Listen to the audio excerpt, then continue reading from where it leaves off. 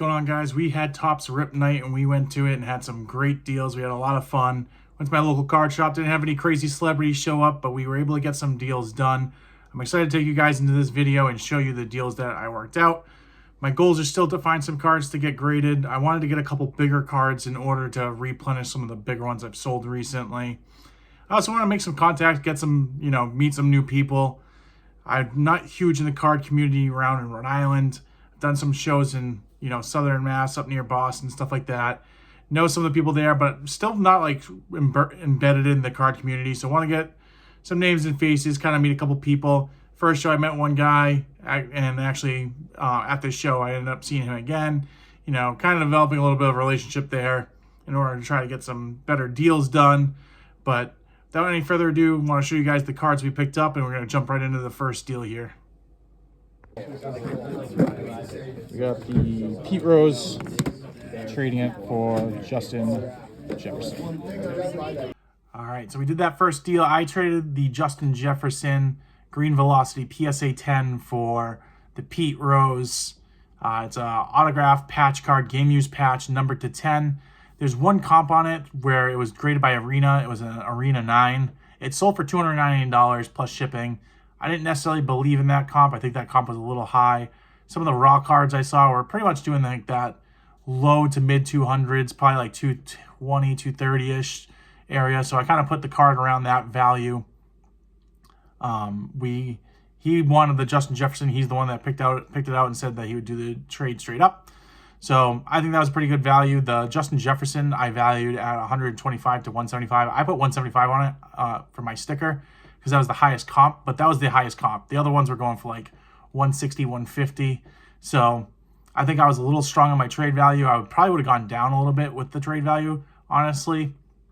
But when he wanted to do that card, I thought that was a pretty good deal. Unfortunately, I didn't really realize that the Pete Rose had some damage on the back. It had some indentations. It was in that top loader with the paint, the tape over it. So I wasn't going to break it out and like really examine it. I probably should. Any card that, is a higher end card, it's definitely one of my flaws. Is really just, I got to be more aggressive with like higher end cards, just to open them up, take a look at them. There's a lot more value to this. Obviously, he knows he's getting a gem mint card. I don't know the condition of the card I'm getting. At a trade night, I kind of just expect for someone to be like, hey, there's a little ding on here. They're going to know their card better than I do. I would, if it were me, if it was flipped around, I would definitely be disclosing that. I've done it a ton of times at card shows where someone seems excited about the card. Like, hey, by the way, because obviously it's a great deal because I have a low sticker on it, but I say, hey, just so you see, the reason why it's so low is there's a little ding or whatever. So I need to realize that expectation doesn't always happen, but I'm super excited because I did move the Pete Rose already. So it's been about a week since the Rip Night. I've already put it up on eBay and it's sold. It sold for, I think, $200. You're going to see the comp up here. But it moved for more than what the Justin Jefferson I think I could have moved it for. Maybe next season he goes off and, that card value goes up. But I've had it for a year and a half. I'm good holding it. I don't need to hold it anymore. I'm out of it. I lost a little bit of money overall in the deal, but by trading the Pete Rose, I was able to make a little money back. That's unfortunately one of the cards I was hoping to get graded. So if I could have gotten a PSA 9 on that, I think that it is the 300 to 350 card based off the comp. But unfortunately, it was just too shot. There was no way it was going to get a 9. I think it was probably more of that 7 range with 2 little dings on the back. I mean, it was on the back. It was nothing crazy, but unfortunately, couldn't get it graded. So that was the first deal completed. So deal number 2 was pretty quick and easy. We bought this Carlos Alcaraz right up here. We bought this card for $80. So went through the person's stuff. They didn't have anything that they wanted from my collection, but I saw this, the GOAT of tennis right now. He's on fire. The kid's young, playing super well. I don't know much about tennis, but if I know your name, then obviously you're probably one of the better people. I know he's been ranked number 1. I don't know if his current ranking is number 1, but I know he's pretty dominant in the sport. I don't know when the next big tennis match is going to be that he'll be in, but I'm sure it will sell during that kind of time period. This, however, is also one of the cards. I picked this card up for $80. The person was originally kind of like asking around the $100 mark, and I just offered $80, seeing what he would say. It's numbered out of 2, and he agreed to it. At first, I didn't notice really what the background was, but it's a Halloween version. It has ghosts in the back. This is also one of the cards I'm going to send in for grading. I think this is a PSA 10 candidate. I don't think that really has any flaws on it.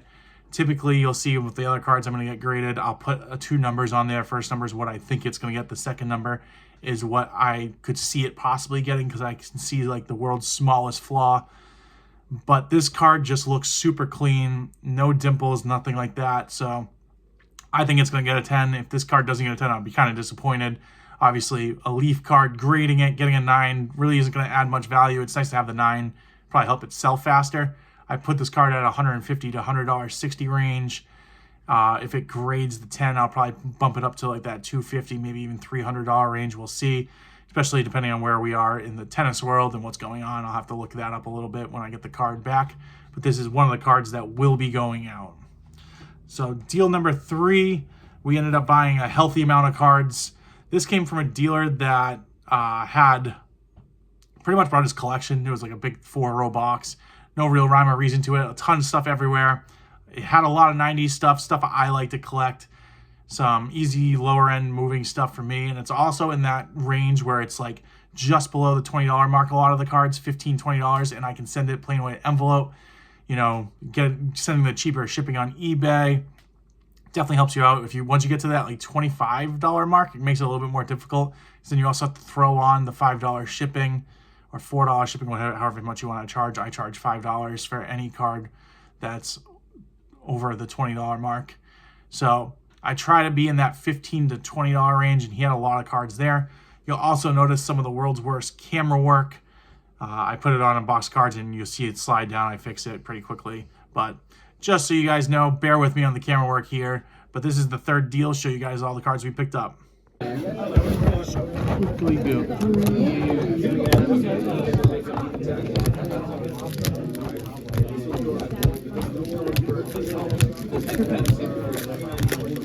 Yeah, I think I got stuff that I don't get it. Judge.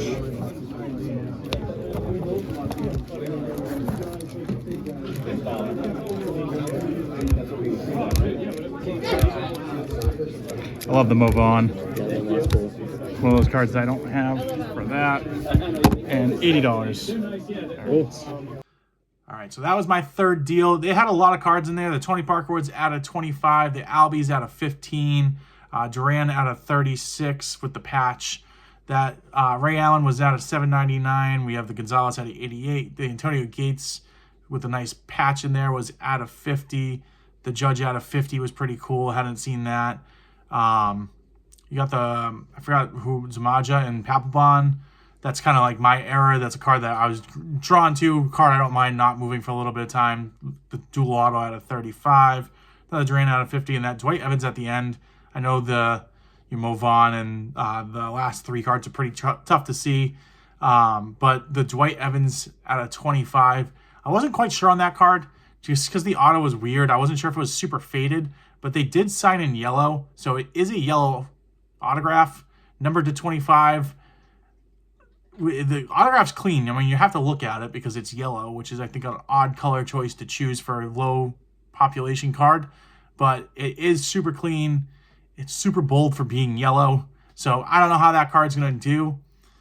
There are comps of cards to like 50 or with good autos. The base cards to autos do pretty well. So I think I got that card for a steal. We pretty much valued that at like a very low amount.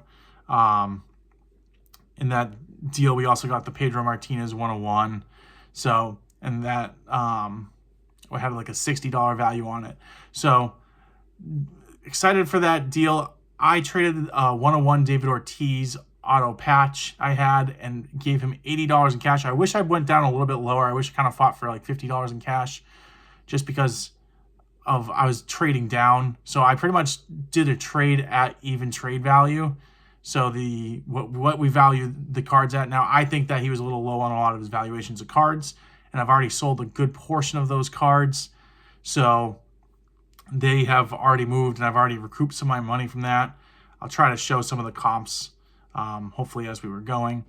But I've already moved a lot of those cards. I was giving the higher card on that. Originally, we priced it out as if I was buying it.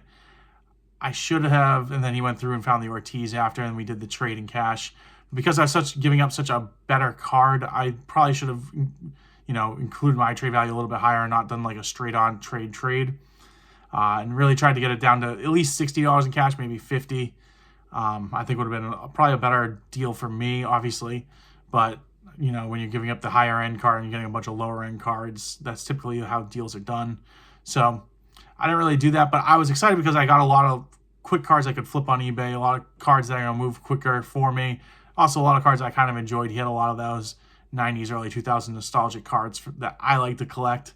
So I was happy to get the deal done. And it actually led into my fourth deal where that Pedro was actually traded off. And this is that deal right now. Yes. Josh Holiday, Pedro.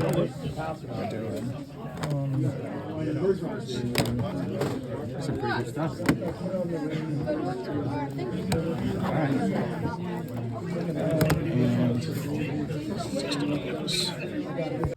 All right, so trade number 4, we traded that Pedro that we had just picked up in the deal prior, and we traded the Jackson Holiday. The Jackson Holiday I was into for like $15. I picked that up on Whatnot. For some reason, people didn't bid on it. It was less than the grading fee. The value of it was like $30, $35 for a little bit, but I think as baseball season's kind of approaching, it's increased. So I got a trade value on that of $50. The Pedro, I put a trade value of $80. So I picked it up for $60 in a trade value when I picked it up. Traded it out right away for an extra $20. So kind of flipped that for $20 is the way I see it there. I was going to try to sell it for $100. I think that would have been kind of like a longer sale because there's like one or two that are at $100. And then there's a bunch of the Pedros kind of at that $80 range with some going as low as like $60, which is what he was originally trying to comp it at. But I made sure that I got up to that $80 because obviously I want to trade it for a little bit more than what I got it into it. So got the $80 trade value there and got the much better deal for the Jackson Holiday. We also threw in that deal, we threw $60 in. Originally he wanted 80 and I was able to talk him down to 60 on that. So super happy with that deal. Picked up, Najee Harris, I think actually had a pretty good season last year for the Steelers. So if the Steelers can improve a little bit, I could see that card spiking a little bit more. I'm kind of holding on to it. I priced it a little bit high on my eBay.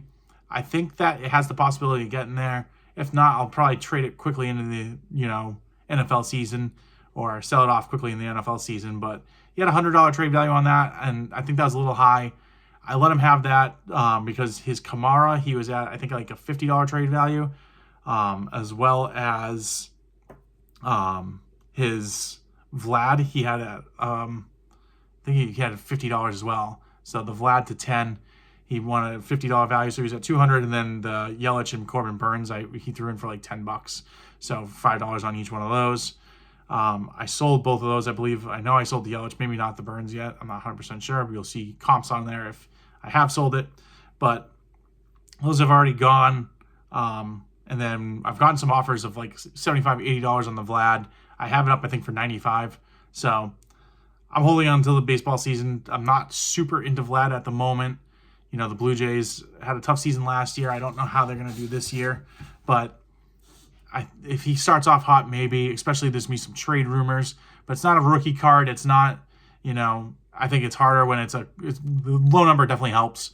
But when it's not a card, it's a card in a Blue Jay uniform, not rookie. I think the market's going to get hurt even if he gets traded. So for that a little bit. So a little torn on that one, but it was just such a good deal that I had to pick it up. I think the $50 value, there was a $50 sale, but I think he was just going off one bad sale. So kind of worked out for me on that one. So happy about that. Last deal that I did, this is a bigger deal that I've done a deal with this person before, got a Skeens auto. The first deal I did with him, I think I did okay. I broke even, I would say. Probably made a little bit of money.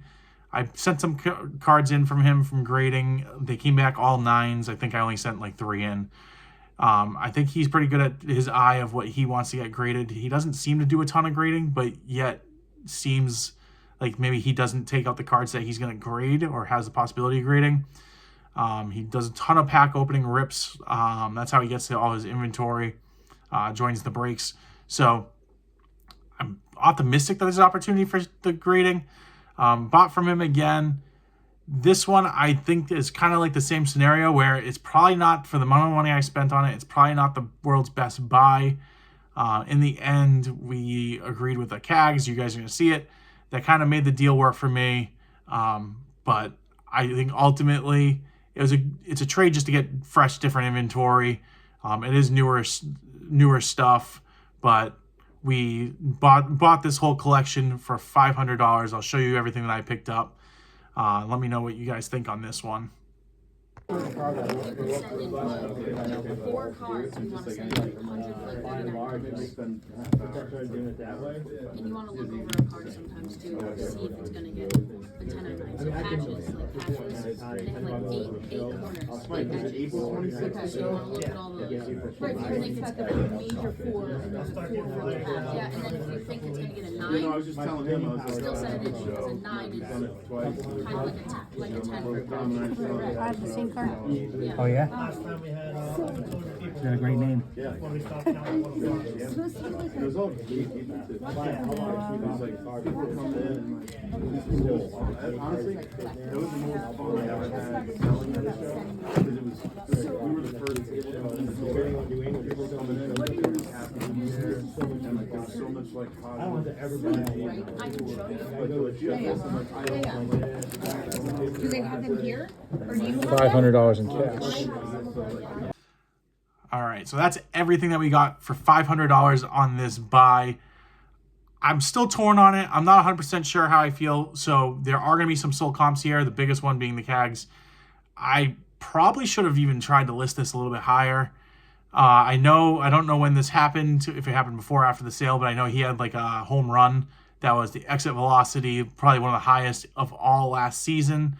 So the guy has some power. He pitches a lot of comps to Ohtani.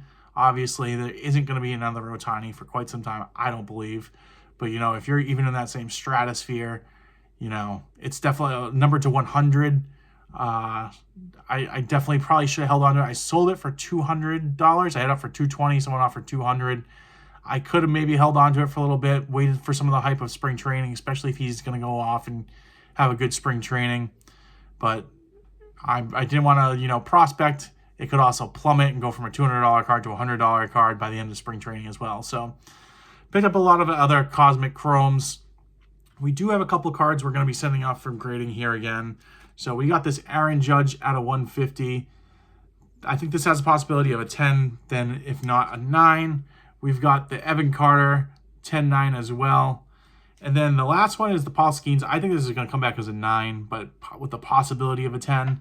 So sending those 3 cards out from the grading, I only got 4 cards from grading from this trade night. So not as much as I wanted. My big ticket items, I did come away with 2 big cards, 2 $200 cards. So I was excited about that. Both of them have already sold. Both are gone. So definitely want to restock on that. I want to get more into that category. The Pete Rose I would consider a great trade, great buy. This one I'm not sure because it was the majority of what I was selling. I was into it for $500. The football cards I picked up, he wanted to sell all his football cards. He's not a big football person. And I thought maybe I could get a crazy deal altogether. It was a probably break-even buy, so with the football. But by getting the football, he sold me the CAGS card for $130. So I think he was closer to that 200, maybe even more, if it was just going to be purchased. I know he quoted someone $200 during the trade night. So it definitely helped me get the card, but I don't know if buying the football was worth it. We'll see. I have sold off a good portion of those football cards already. And it's looking more like it's going to be like that break-even kind of buy, which is fine if it's going to get me a good deal on the baseball side of it. The Nolan Ryan has some pretty wild comps. A lot of the Cosmic Chrome cards tend to have like really big swings from, you know, the Nolan Ryan has a comp, I think, from $60 all the way down to $20. So, and it has multiple comps all over the place. So kind of depends on the competition you're against at that moment. Also, some of the cards I was hoping to get graded. So not 100% sure how excited I am about that. But throughout the trade night, we obviously traded out some cards, but we also spent $720 in cash. Our original profit was $4,610.57 for the year, with the $720 spent as well as to the trading cards, we are currently down to $3,890.57 in our profit for the year. Happy to be profitable, but we got some work to do to get things moving. But I appreciate you guys watching. If you've watched through this whole thing, if you could drop a like, greatly helps me in my algorithm, but also following. I would, the goal is to develop the following on this road to making $50,000. I really appreciate you guys. Thank you very much and have a great day.